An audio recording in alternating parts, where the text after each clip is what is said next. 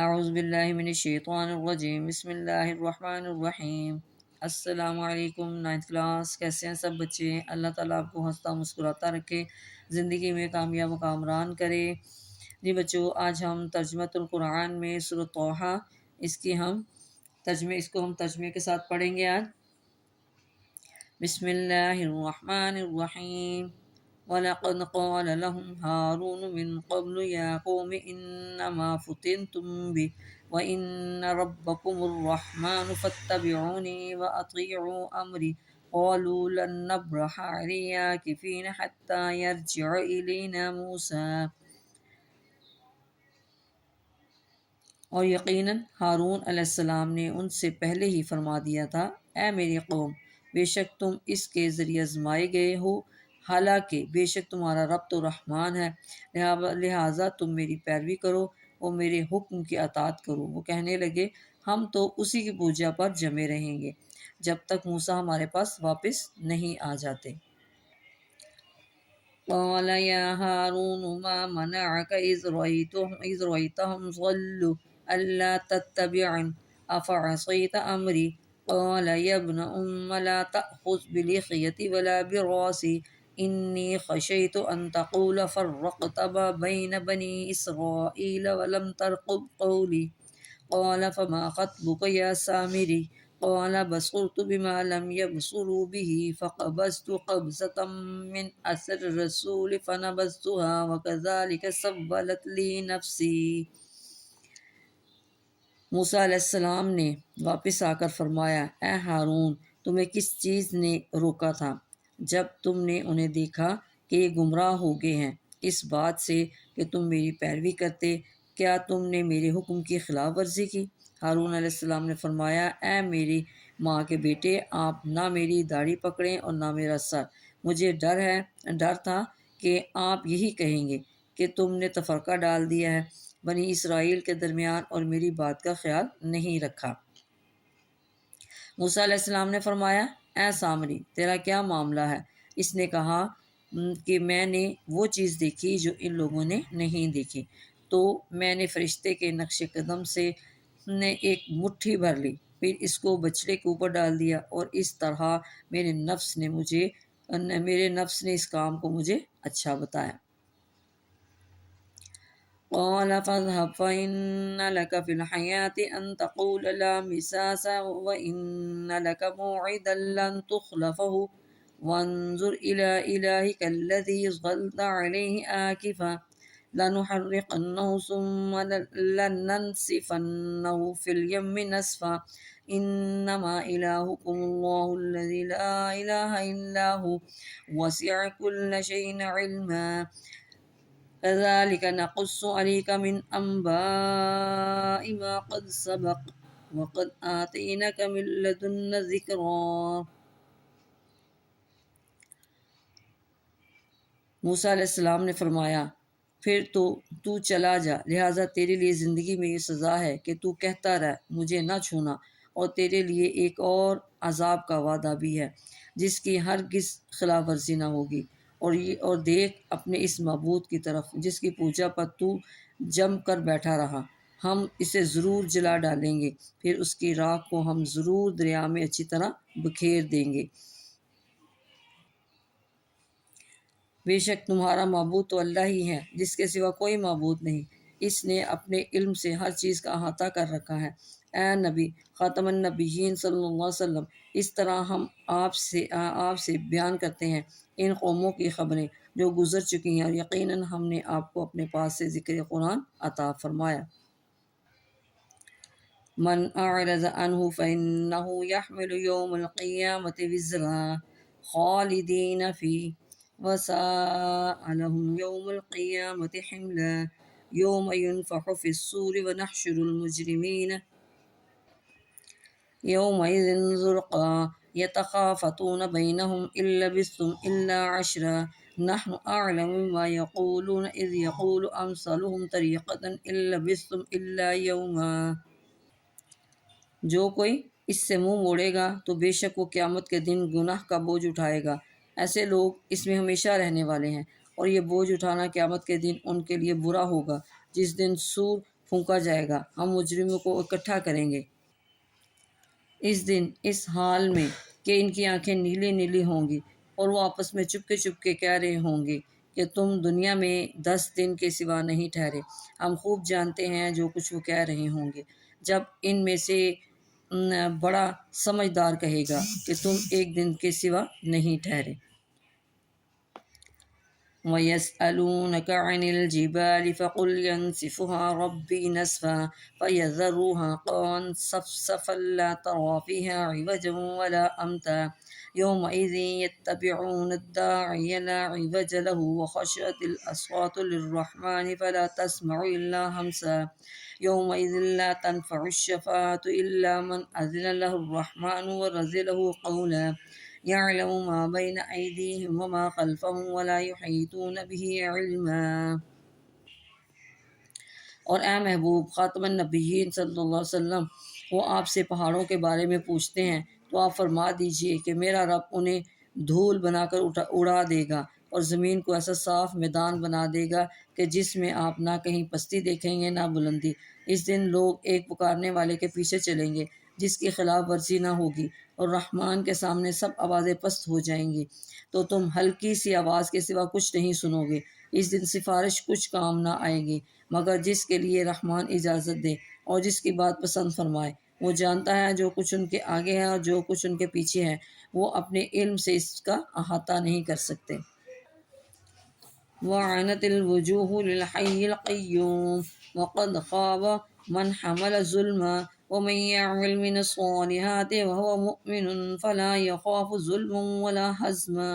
وَكَذَلِكَ أَنزَلْنَاهُ قُرْآنًا عَرَبِيًّا وَصَرَّفْنَا فِيهِ مِنَ الْوَعِيدِ لَعَلَّهُمْ يَتَّقُونَ أَوْ يُحْدِثُ لَهُمْ ذِكْرًا فَتَعَالَى اللَّهُ الْمَلِكُ الْحَقُّ وَلَا تَعْجَلْ بِالْقُرْآنِ مِنْ قَبْلِ أَنْ يُقْضَىٰ إِلَيْكَ وَحْيُهُ وَقُلْ رَبِّ زِدْنِي عِلْمًا وَقُلْ رَبِّ زِدْنِي عِلْمًا وَقُلْ رَبِّ زِدْنِي عِلْمًا وَلَقَدْ عَهِدْنَا إِلَىٰ آدَمَ مِنْ قَبْلُ فَنَسِيَ وَلَمْ نَجِدْ لَهُ عَزْمًا وَإِذْ قُلْنَا لِلْمَلَائِكَةِ اسْجُدُوا لِآدَمَ فَسَجَدُوا إِلَّا إِبْلِيسَ۔ اور سب چہرے جھک جائیں گے اس زندہ اور قائم رہنے والے کے آگے، اور وہ یقیناً نامراد رہا جس نے ظلم کا بوجھ اٹھایا اور جو نیک کام کرے، اور وہ مومن بھی تو ہو، تو اسے نہ کسی ظلم کا خوف ہوگا اور نہ نقصان کا۔ اور اسی طرح ہم نے قرآن کو عربی زبان میں نازل کیا، اور اس میں ہم نے طرح طرح سے ڈرانے کی باتیں بیان کی تاکہ وہ پرہیزگار بنے، یا قرآن ان کے لیے کوئی نصیحت پیدا کر دے۔ تو بہت بلند ہے اللہ جو حقیقی بادشاہ ہے، اور آپ قرآن پڑھنے میں جلدی نہ کیا کریں اس سے قبل کہ اس کی وحی آپ پر پوری اتر جائے، اور آپ دعا کیجئے، اے میرے رب مجھے علم میں اور ترقی عطا فرما، اے میرے رب مجھے علم میں اور ترقی عطا فرما۔ اور یقیناً ہم نے اس سے پہلے آدم علیہ السلام سے بھی عہد لیا تھا تو وہ بھول گئے، اور ہم نے ان میں خطا کا کوئی عزم نہ پایا۔ اور جب ہم نے فرشتوں سے کہا کہ آدم علیہ السلام کو سجدہ کرو تو اس نے سجدہ کیا نہ، تو سب نے سجدہ کیا سوائے ابلیس کے۔ آدم علیہ السلام کو سجدہ کرو تو سب نے سجدہ کیا سوائے ابلیس کے۔ ابا فقلنا یا آدم ان هذا عدو لك ولزوجك فلا يخرجنكما من الجنة فتشقى ان لك الا تجوع فيها ولا تعرى وأنك لا تزمع فيها ولا تزحى فوسوس إليه الشيطان قال يا آدم هل أدلك على شجرة الخلد وملك لا يبلى فأكلا منها فبدت لهما سوءتهما وطفقا يخصفان عليهما من ورق الجنة وعصى آدم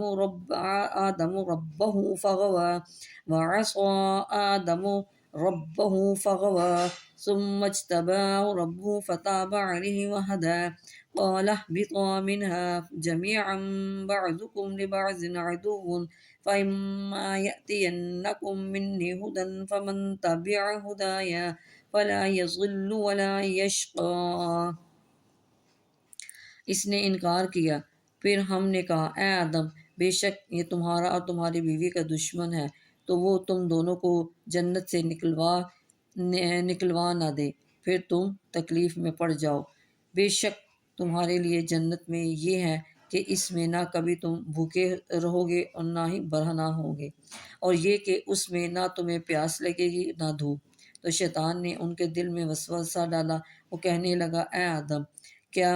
میں تمہیں بتاؤں ہمیشہ کی زندگی کا درخت اور ایسی بادشاہی جس سے زوال نہ آئے؟ پھر دونوں نے اس میں سے کھا لیا تو ان دونوں کے لیے ان کی شرم کے مقامات ظاہر ہو گئے، اور وہ دونوں جوڑ کر رکھنے لگے پتے اوپر جنت کے پتے۔ حضرت آدم علیہ السلام نے بھول کر اپنے رب سے لغزش کی تو اپنے مطلوب سے بے راہ ہو گئے، پھر ان کے رب نے انہیں چن لیا، پس ان کی توبہ قبول فرمائی اور ہدایت عطا فرمائی۔ اللہ نے فرمایا، تم دونوں اکٹھے یہاں سے اتر جاؤ، تم میں سے بعض کے دشمن ہیں، پھر اگر تمہارے پاس میری طرف سے ہدایت آئے تو جو کوئی میری ہدایت کی پیروی کرے گا وہ نہ گمراہ ہوگا اور نہ تکلیف میں پڑے گا۔ ومن أعرض عن ذكري فإن له معيشة ضنكا ونحشره يوم القيامة أعمى قال رب لم حشرتني أعمى وقد كنت بصيرا قال كذلك أتتك آياتنا فنسيتها وكذلك اليوم تنسى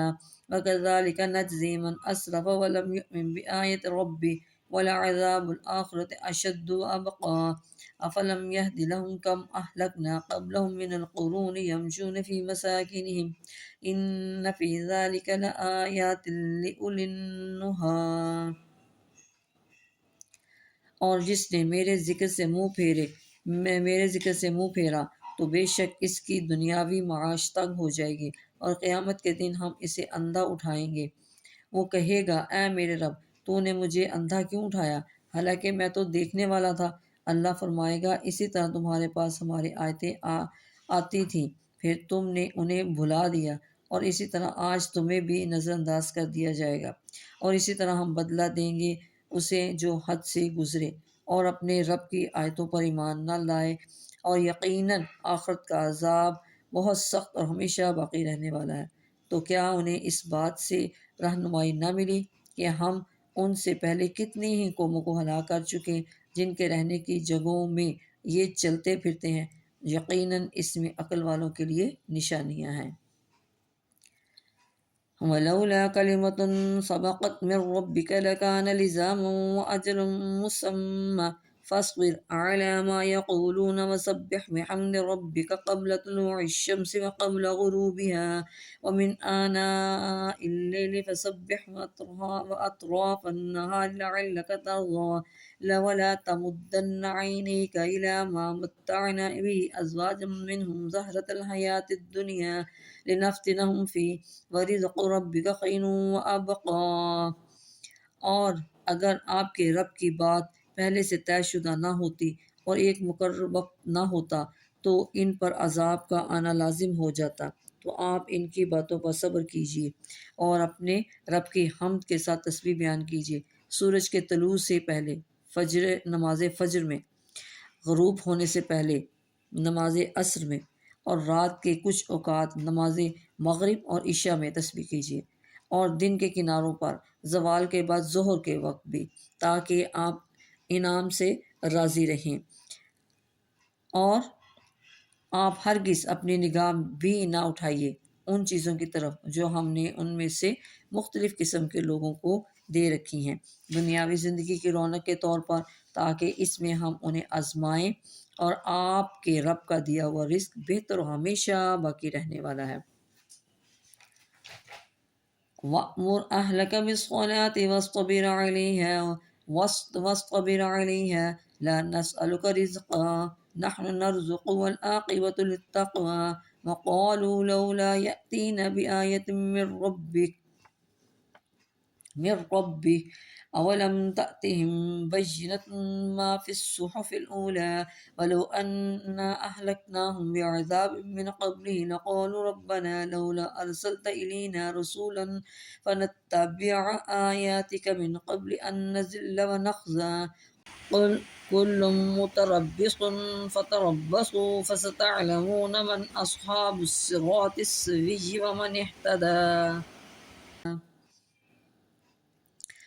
اور آپ اپنے گھر والوں کو نماز کا حکم دیجیے اور اس پر قائم رہیے۔ ہم آپ سے کوئی رزق نہیں مانگتے بلکہ ہم آپ کو رزق دیتے ہیں اور بہتر انجام پرہیزگاری کا ہی ہے۔ اور وہ کفار کہتے ہیں کہ یہ رسول اللہ خاتم النبیین صلی اللہ علیہ وسلم ہمارے پاس اپنے رب کی طرف سے کوئی نشانی کیوں نہیں لاتے؟ کیا ان کے پاس وہ واضح دلیل نہیں آئی جو پہلے صحیفوں میں ہے؟ اور اگر ہم اس رسول خاتم النبیین صلی اللہ علیہ وسلم سے پہلے ہی انہیں عذاب سے ہلاک کر دیتے تو وہ کہتے کہ اے ہمارے رب، تو نے ہماری طرف کوئی رسول کیوں نہ بھیجا کہ ہم تیری آیتوں کی پیروی کرتے اس سے پہلے کہ ہم ذلیل و رسوا ہوتے۔ آپ خاتم النبیین صلی اللہ علیہ وسلم فرما دیجئے ہر کوئی منتظر ہے، لہذا تم بھی انتظار کرو، ان قریب تم جان لو گے وہ کون سیدھی راہ چلنے والے ہیں، کون سیدھی راہ پر چلنے والے ہیں اور کون ہدایت یافتہ ہیں۔ جی بچوں، یہ تھا آج کی ہماری ریڈنگ ترجمے کے ساتھ۔ اس کو آپ نے اچھی طرح یاد کرنا ہے، اپنی دعاؤں میں یاد رکھیے گا۔ اوکے، اللہ حافظ۔